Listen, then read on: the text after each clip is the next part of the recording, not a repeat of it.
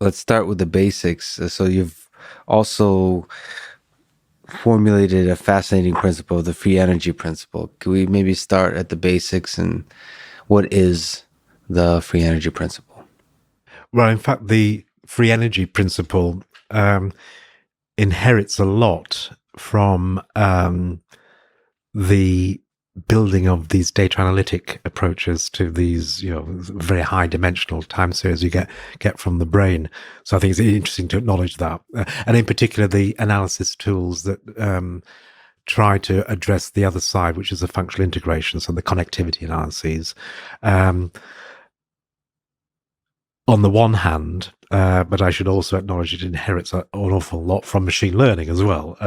So the free energy principle is just a formal statement that the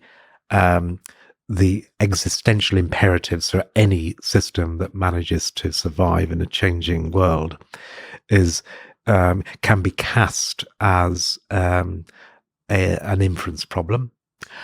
In the sense that you can interpret the probability of existing as the evidence that you exist. And if you can write down that problem of existence as a statistical problem, then you can use all the maths that has been developed for inference to understand and characterize the ensemble dynamics that must be in play in the service of that inference. So technically what that means is you can always interpret anything that exists in virtue of being separate from the environment in which it exists as trying to minimize variational free energy. And if you're from the machine learning community, you will know that as a negative evidence lower bound or a negative elbow, which is the same as saying you're trying to maximize, or it will look as if all your dynamics are trying to maximize the complement of that, which is the marginal likelihood or the evidence for your own existence. So that's basically the free energy principle. But to even take a sort of a small step backwards, you said the existential imperative. There's a lot of beautiful poetic words here, but sort of to put it crudely, it's a fascinating idea of basically of trying to describe, if you're looking at a blob, how do you know this thing is alive? Mm-hmm. What does it mean to be alive? What does it mean to exist? And so you can look at the brain, you can look at parts of the brain, or this is just a general principle that applies to almost any system. That's just a fascinating sort of philosophically at every level question and a methodology to try to answer that question. What does it mean to be alive? Yes. so that's a huge endeavor, and it's nice that there's at least from some perspective, a clean answer. So maybe can you talk about that optimization view of it? So what's trying to be minimized to maximize a system that's alive? What is it trying to minimize? Right. You've made a big move there. First apologize. No, it's good to make big moves. But you've assumed that the thing exists in a state that could be living or non-living. So I may ask you, well, what licenses you to say that something exists? That's why I use the word existential. It's beyond living. It's just existence. So if you drill down onto the definition of things that exist, then they have certain properties. If you borrow the maths from non-equilibrium steady state physics, that enable you to interpret their existence in terms of this optimization procedure. So it's good you introduce the word optimization. So what the free energy principle in its sort of most ambitious but also most deflationary and simplest says is that if something exists, then it must, by the mathematics of non-equilibrium steady state, exhibit properties that make it look as if it is optimizing a particular quantity, and it turns out that particular quantity happens to be exactly the same as the evidence lower bound in machine learning, or Bayesian model evidence in Bayesian statistics, or, and then I can list a whole other, list of ways of understanding this key quantity, which is a bound on surprisal, self-information, if you information theory. There are there are a number of different perspectives on this quantity. It's just basically the log probability of being in a particular state. I'm telling this story as an attempt to answer your question, and I'm answering it as if I was pretending to be a physicist who was trying to understand the fundamentals of non-equilibrium steady state, and I shouldn't really be doing that, because the last time I was taught physics, I was in my 20s. What kind of systems, when you think about the free energy principle, what kind of systems are you imagining as a sort of more specific kind of case study?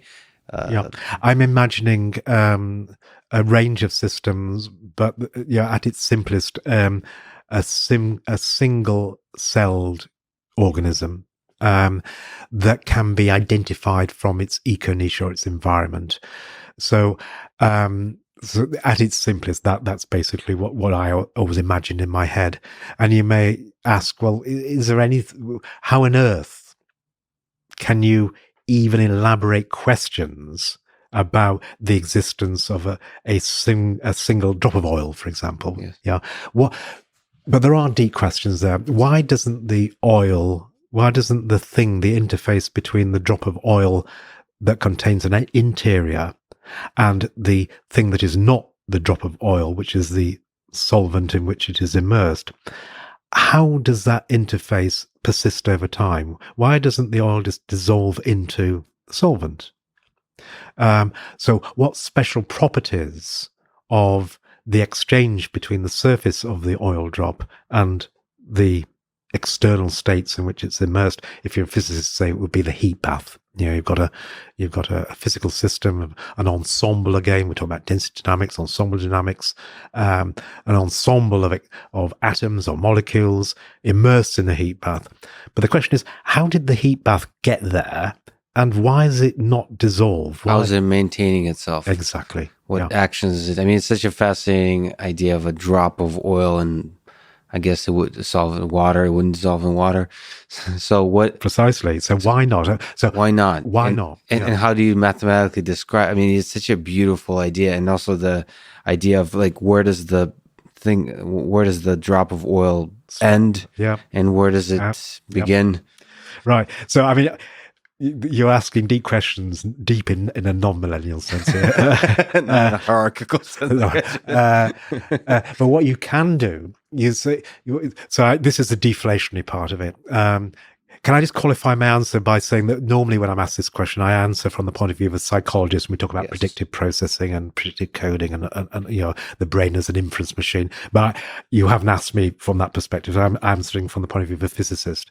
So the question is not so much why, but if it exists, what properties must it display? So that's the deflationary part of the free energy principle. The free energy principle does not supply an answer as to why. It's saying if something exists, then it must display these properties. That's the sort of the thing that's on offer. And it so happens that these properties it must display are actually intriguing and have this inferential gloss, this sort of self-evidencing gloss that inherits from the fact that the very preservation of the boundary between the oil drop and the not oil drop requires an optimization of a particular function or a functional that defines the presence of the existence of this oil drop, which is why I started with existential imperatives. It is a necessary condition for existence that this must occur, because the boundary basically defines the thing that's existing. So it is that self-assembly aspect. It's that that you were hinting at. In biology, sometimes known as autopoiesis, in computational chemistry with self-assembly. It's the what does it look like? Sorry, how would you describe things that configure themselves out of nothing? Where they clearly demarcate themselves from the states or the soup in which they are immersed. So from the point of view of computational chemistry, for example, you would just understand that as a configuration of a macromolecule to minimize its free energy, its thermodynamic free energy. It's exactly the same principle that we've been talking about, that thermodynamic free energy is just the negative elbow. It's the same mathematical construct. So the very emergence of existence, of structure, of form that can be distinguished from the environment or the thing that is not the thing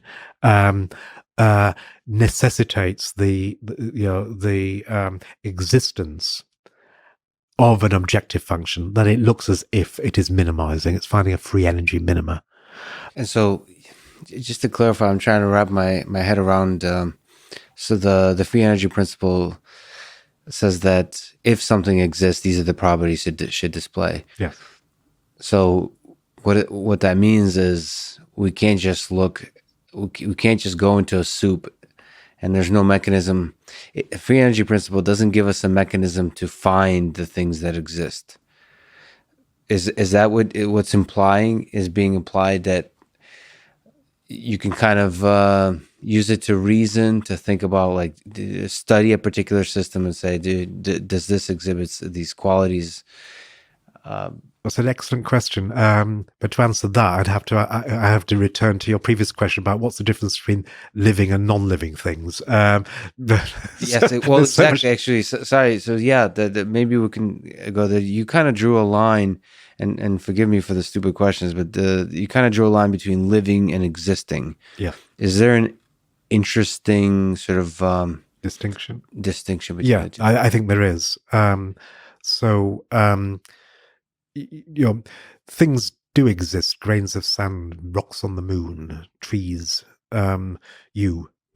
so all of these things can be separated from the environment in which they are immersed, and therefore they must at some level be optimizing their free energy, taking this sort of model evidence interpretation of this quantity. That basically means they're self-evidencing. Another nice little twist of phrase here is that you are your own existence proof, statistically speaking, which I don't think I said that. Somebody did, but I love that phrase. You are your own existence proof. Yeah. So it's so existential, isn't it? I'm gonna have to think about that for a few days. That's a beautiful line. So the step through to answer your question about what's it good for, we go along the following lines. First of all, you have to define what it means to exist, which now, as you've rightly pointed out, you have to define what probabilistic properties must the states of something possess so that it knows where it finishes. And then you write that down in terms of statistical independences. Again, sparsity. Again, it's not what's connected or what's correlated or what depends upon what it's what's not correlated and what doesn't depend upon something. Again, it comes down to the deep structures, not in this instance hierarchical, but certainly the structures that emerge from removing connectivity and dependency. And in this instance, basically being able to identify the surface of the oil drop from the water in which it is immersed. And when you do that, you start to realize, well, there are actually four kinds of states in any given universe that contains anything. The things that are internal to the surface, the things that are external to the surface, and the surface in and of itself, which is why I use a metaphor of a little single-celled organism that has an interior and exterior, and then the surface of the cell. And that's mathematically a Markov blanket. Just to pause, I'm in awe of this concept that there's the stuff outside the surface, stuff inside the surface, and the surface itself, the Markov blanket. It's just the most beautiful kind of notion about trying to explore what it means to exist mathematically. I apologize. It's just a beautiful idea. But it came out of California, so that's. I changed my mind. I take it all back. So anyway, so what you were just talking about the surface, about the Markov blanket. So this surface or this blanket, these blanket states that are this, because they are now defined in relation to these independencies and what different states, internal or blanket or external states, can which ones can influence each other and which cannot influence each other. You can now apply standard results that you would find in non-equilibrium physics or steady state or thermodynamics or hydrodynamics, usually out of equilibrium solutions, and apply them to this partition. And what it looks like is if all the normal gradient flows that you would associate with any non-equilibrium system apply in such a way that part of the Markov blanket and the internal states seem to be hill climbing or doing a gradient descent on the same quantity. And that means that you can now describe the very existence of this oil drop. You can write down the existence of this oil drop in terms of flows, dynamics, equations of motion, where the blanket states, or part of them, we call them active states, and the internal states now seem to be, and must be, trying to look as if they're minimizing the same function, which is a log probability of occupying these states. The interesting thing is that what would they be called if you were trying to describe these things? So what we're talking about are internal states, external states, and blanket states. Now let's carve the blanket states into two, sensory states and active states. Operationally, it has to be the case that in order for this carving up into different sets of states to exist, the active states, the Markov blanket, cannot be influenced by the external states. And we already know that the internal states can't be influenced by the external states because the blanket separates them. So what does that mean? Well, it means the active states, the internal states, are now jointly not influenced by external states. They only have autonomous dynamics. So now you've got a picture of an oil drop that has autonomy. It has autonomous states. It has autonomous states in the sense that there must be some parts of the surface of the oil drop that are not influenced by the external states and all the interior.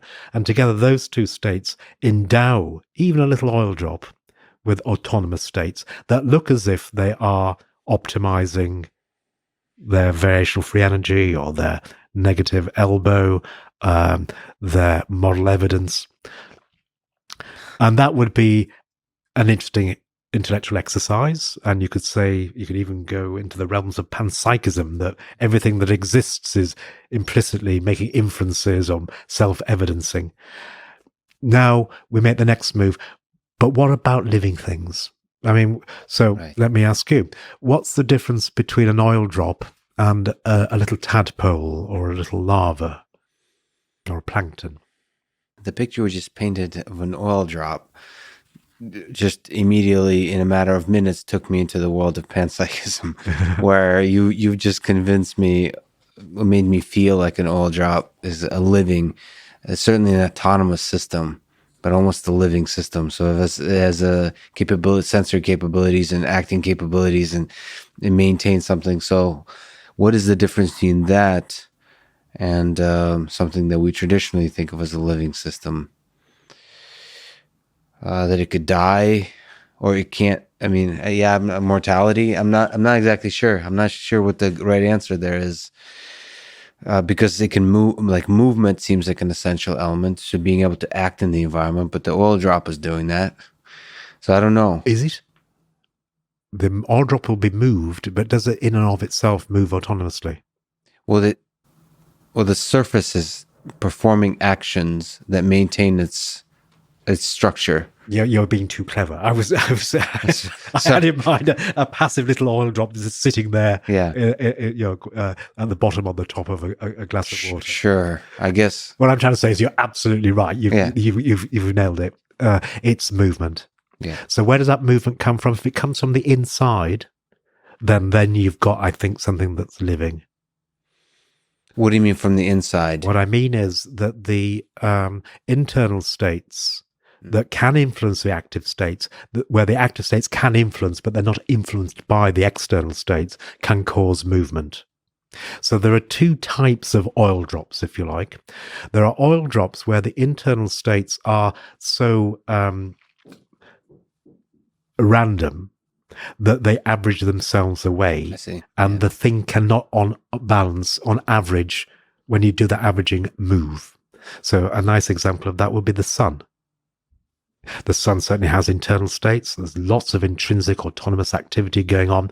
But because it's not coordinated, because it doesn't have the deep, in the millennial sense, a hierarchical structure that the brain does, there is no overall mode or pattern or organization that expresses itself on the surface that allows it to actually swim. It can certainly have a very active surface, but en masse, at the scale of the actual surface of the sun, the average position of that surface cannot in itself move, because the internal dynamics are more like a hot gas. They are literally like a hot gas. Whereas your internal dynamics are much more structured and deeply structured. And now you can express on your Markov and your active states with your muscles and your secretory organs, your autonomic nervous system and its effectors. You can actually move. Mm-hmm. And that's all you can do. And that's something which, if you haven't thought of it like this before, I think it's nice to just realize there is no other way that you can change the universe other than simply moving. Whether that moving is articulating with my voice box, or walking around, or squeezing juices out of my secretory organs, there's only one way you can change the universe. It's moving. And the fact that you do so non-randomly makes you alive. Yeah. So it's that non-randomness. So that's what. So it is, and that would be manifest. It would be realized in terms of essentially swimming, essentially moving, changing one's shape, a morphogenesis that is dynamic and possibly adaptive. So that's what I was trying to get at between the difference between the oil drop and the little tadpole. That the tadpole is moving around. Its active states are actually changing the external states, and there's now a cycle, an action perception cycle, if you like, a recurrent dynamic that's going on that depends upon this deeply structured autonomous behavior that rests upon internal dynamics that are not only modeling the data impressed upon their surface or the blanket states, but they are actively resampling those data by moving. They're moving towards, chemical gradients and chemotaxis. So they've gone beyond just being good little models of the kind of world they live in. For example, an oil droplet could, in a panpsychic sense, be construed as a little being that has now perfectly inferred it's a passive, non-living oil drop living in a bowl of water. No problem. But to now equip that oil drop with the ability to go out and test that hypothesis about different states of beings, so it can actually push its surface over there, and test for chemical gradients, or then you start to move to a much more lifelike form. This is all fun and theoretically interesting, but it actually is quite important in terms of reflecting what I have seen since the turn of the millennium, which is this move towards an enactive, an embodied understanding of intelligence. And you say you're from machine learning. Yes. So what that means, this sort of the central importance of movement, I think has yet to really hit machine learning. It certainly has now diffused itself throughout robotics, and perhaps you could say certain problems in active vision where you actually have to move the camera to sample this and that. But machine learning of the data mining, deep learning sort, simply hasn't contended with this issue. What it's done, instead of dealing with the movement problem and the active sampling of data, it's just said, we don't need to worry about that. We can see all the data because we've got big data. So we can ignore movement. So that for me is an important omission in current machine So learning. current machine learning is much more like the oil drop. Yes. But an oil drop that enjoys exposure to nearly all the data that it will ever need to be exposed to, as opposed to the tadpole swimming out to find the right data. For example, it likes food. That's a good hypothesis. Let's test it out. Let's go and move and ingest food, for example, and see what that, is that evidence that I'm the kind of thing that likes this kind of food. So the next natural question, and forgive this question, but if we think of sort of even artificial intelligence systems, we just painted a beautiful picture of existence and life. So do you ascribe, or do you find within this framework a possibility of defining consciousness or exploring the idea of consciousness? Like what, self-awareness and expanded to consciousness. Like, yeah, how can we start to think about consciousness within this framework? Is it possible? Well, I think it's possible to think about it. Whether you'll get anywhere is another question. And again, I'm not sure that I'm licensed to really answer that question. I think you'd have to speak to a qualified philosopher to get a definitive answer there. But certainly, there's a lot of interest in using not just these ideas, but related ideas from information theory to try and tie down the maths and the calculus and the geometry of consciousness, either in terms of sort of a minimal consciousness, and I even less than a minimal selfhood. What I'm talking about is the ability effectively to plan, to have agency. So you could argue that a virus does have a form of agency in virtue of the way that it selectively finds hosts and cells to live in and moves around. But you wouldn't endow it with the capacity to think about planning and moving in a purposeful way where it countenances the future. Whereas you might an ant. You might think an ant's not quite as unconscious as a virus. It certainly seems to have a purpose. It talks to its friends en route during its foraging.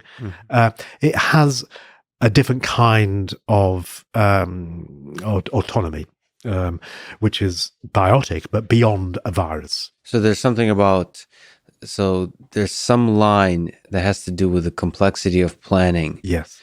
That may contain an answer. I mean, it would be beautiful if we can find a line beyond which we can say a being is conscious. Yes, it will be. Yes. These are wonderful lines that we've drawn with existence, life, and consciousness. Yes.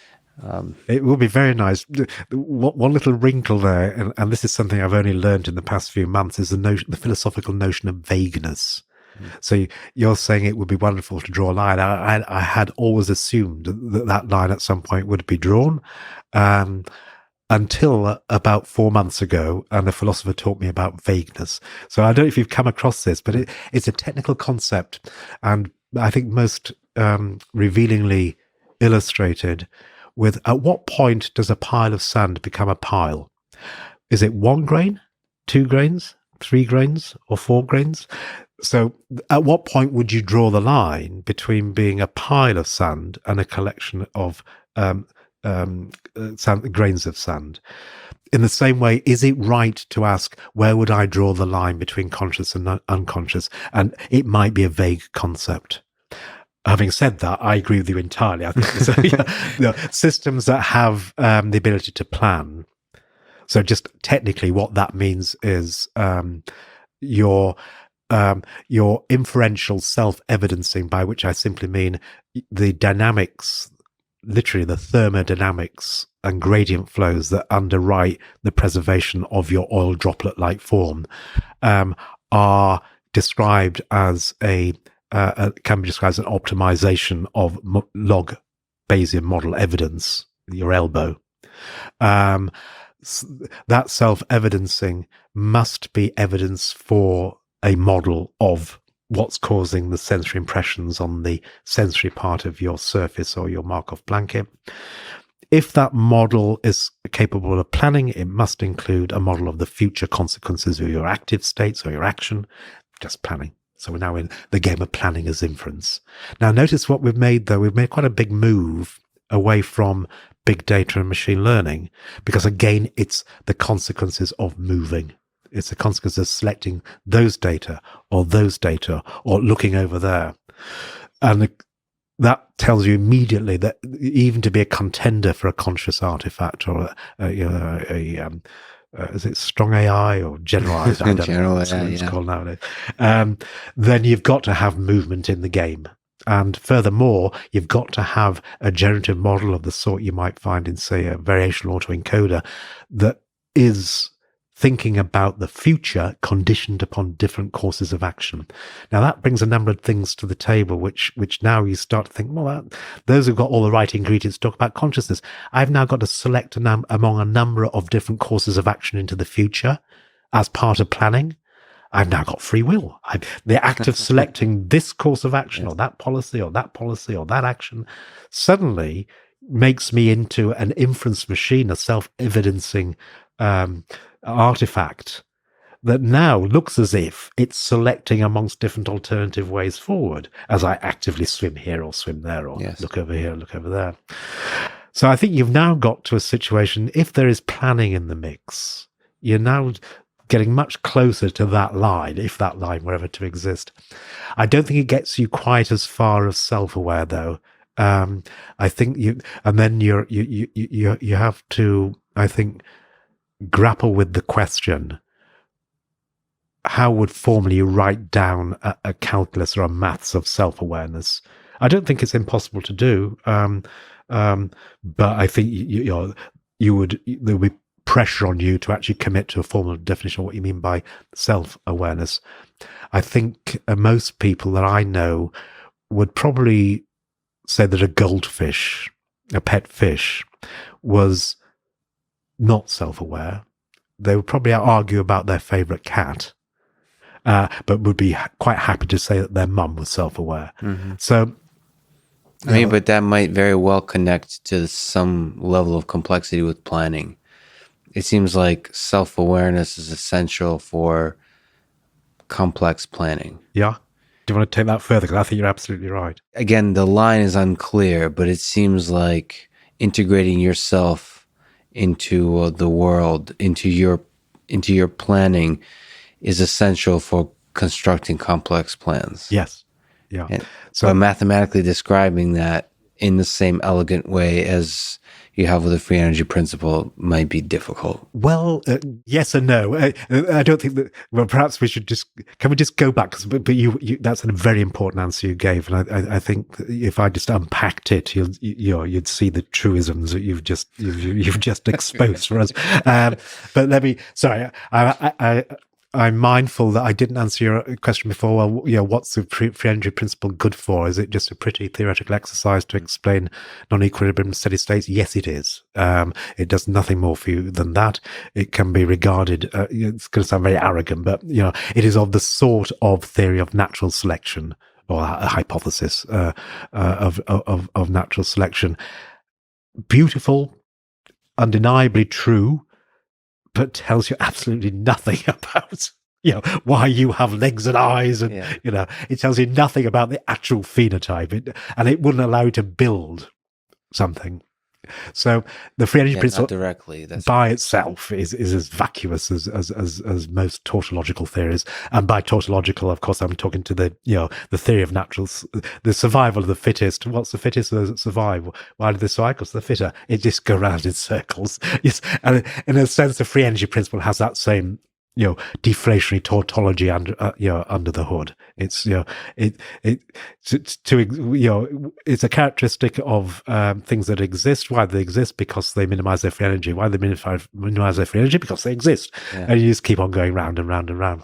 But the practical thing, which you don't get from natural selection, but you could say has now manifest in things like differential evolution or genetic algorithms or MCMC, for example, in machine learning. The practical thing you can get is, if it looks as if things that exist are trying to have density dynamics that look as though they're optimizing a variational free energy, and a variational free energy has to be a functional of a generative model, a probabilistic description of causes and consequences, causes out there, consequences in the sensorium, on the sensory parts of the Markov blanket, then it should, in theory, be possible to write down the generative model, work out the gradients, and then cause it to autonomously self-evidence. So you should be able to write down oil droplets. You should be able to create artifacts where you have supplied the objective function that supplies the gradients, that supplies the self-organizing dynamics to non-equilibrium steady state. So there is actually a practical application of the free energy principle when you can write down your required evidence in terms of, well, when you can write down the generative model that is the thing that has the evidence, the probability of these sensory data or this data, given that model, is effectively the thing that the elbow or the variational free energy bounds or approximates. That means that you can actually write down the model and the kind of thing that you want to engineer, the kind of AGI, artificial general intelligence, that you want to manifest probabilistically, and then you engineer, it's not a hard work, but you would engineer a robot and a computer to perform a gradient descent on that objective function. So it does have a practical implication.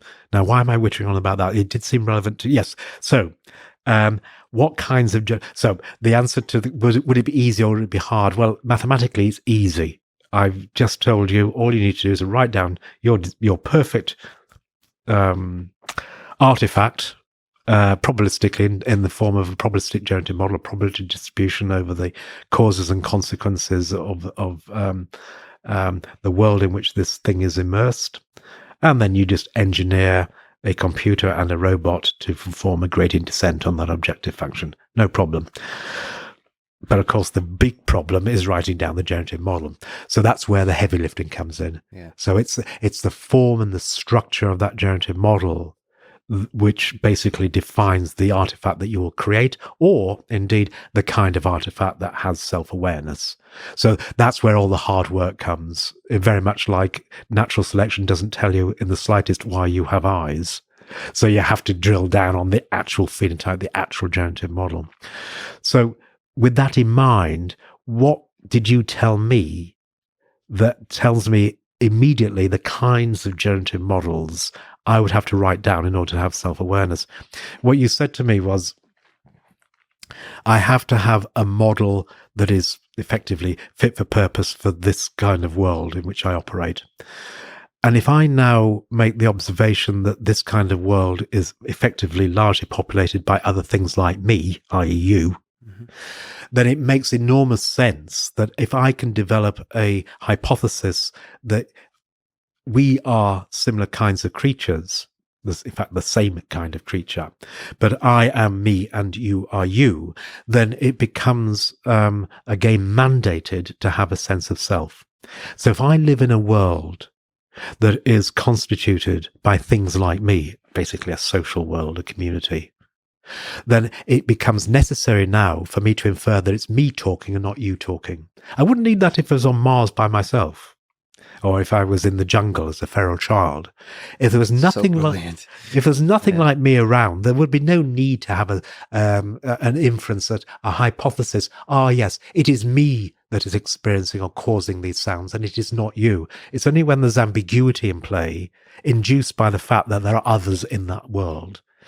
So I think that the special thing about self-aware artifacts is that they have learned to, or they have acquired, or at least are equipped with, possibly by evolution, generative models that allow for the fact there are lots of copies of things like them around. And therefore they have to work out it's you and not me. That's brilliant. I've never thought of that. I never thought of that, that the purpose of the really usefulness of consciousness or self-awareness in the context of planning existing in the world is so you can operate with other things like you. Yeah. And like you could, it doesn't have to necessarily be human. It could be other kind of similar creatures. Some Absolutely. Well, we imbue a lot of our attributes into our pets, don't we? Exactly. So, or we try to make our robots humanoid. And I think there's a deep reason for that, that it's just much easier to read the world if you can make the simplifying assumption that basically you're me and it's just your turn to talk. And I mean, when we talk about planning, when you talk specifically about planning, the highest, if you like, manifestation or realization of that planning is what we're doing now. I mean, the human condition doesn't get any higher than this, talking about the philosophy of existence and the conversation. But in that conversation, there is a beautiful art of turn taking and mutual inference, theory of mind. I have to know when you want to listen. I have to know when you want to interrupt. I have to make sure that you're online. I have to have a model in my head of your model in your head. That's the highest, the most sophisticated form of generative model, where the generative model actually has a generative model of somebody else's generative model. And I think that, and what we are doing now, evinces the kinds of generative models that would support self-awareness. Because without that, we'd both be talking over each other. Or we'd be singing together in a choir, you know, which is probably not, that's not a brilliant analogy for what I'm trying to say, but we wouldn't have this discourse. Yeah, we the dance of it. Yeah, that's right. You'd have to have, as I interrupt. I mean, that's beautifully put. I'll re-listen to this conversation many times. It's there's so much poetry in this, and mathematics. Let me ask the silliest or perhaps the biggest question as a last kind of question. We've talked about living in existence and the objective function under which these objects would operate. What do you think is the objective function of our existence? What's the meaning of life? What do you think is for you, perhaps, the purpose, the source of fulfillment, the source of meaning for your existence? As one blob, in this soup. I'm tempted to answer that again as a physicist and tell you the free energy I expect consequent upon my behavior. So technically that, and we could get a really interesting conversation about what that comprises in terms of searching for information, resolving uncertainty about the kind of thing that I am. Yeah. But I suspect that you want a slightly more personal and fun answer, but which can be consistent with that. And I think it's reassuringly simple and harps back to what you were taught as a child. That you have certain beliefs about the kind of creature and the kind of person you are. And all that self-evidencing means, all that minimizing variational free energy in an inactive and embodied way means is fulfilling the beliefs about what kind of thing you are. And of course, we're all given those scripts, those narratives at a very early age, usually in the form of bedtime stories or fairy stories that I'm a princess and I'm going to meet a beast who's going to transform and it's going to be a prince. And so the narratives are all around you, from your parents to the friends to the society feeds these stories, and then your objective function is to fulfill exactly that narrative that has been encultured by your immediate family, but as you say, also the sort of the culture in which you grew up and you create for yourself. I mean, again, because of this active inference, this inactive aspect of self-evidencing, not only am I modeling my environment, my eco-niche, my external states out there, but I'm actively changing them all the time, and external states are doing the same back. We're doing it together. So there's a synchrony that means that I'm creating my own culture over different time scales. So the question now is, for me, being very selfish, what scripts were I given? It basically was a mixture between Einstein and Sherlock Holmes. So I'd smoke as heavily as possible, try to avoid too much interpersonal contact, enjoy the fantasy that you're a popular scientist who's going to make a difference in a slightly quirky way. So that's where I grew up. My father was an engineer and loved science, and he loved sort of things like Sir Arthur Eddington's Space, Time, and Gravitation, which was the first understandable version of general relativity, and so all the fairy stories I was told as I was growing up were all about these characters. I'm keeping The Hobbit out of this because that doesn't quite fit my narrative. But there's a journey of exploration, I suppose, of sorts. So yeah, I've just grown up to being what I imagine a mild-mannered Sherlock Holmes / Albert Einstein would do in my shoes. And you did it elegantly and beautifully, Karl. It was a huge honor talking today. It was fun. Thank you so much for your time. Oh, thank you. Appreciate it.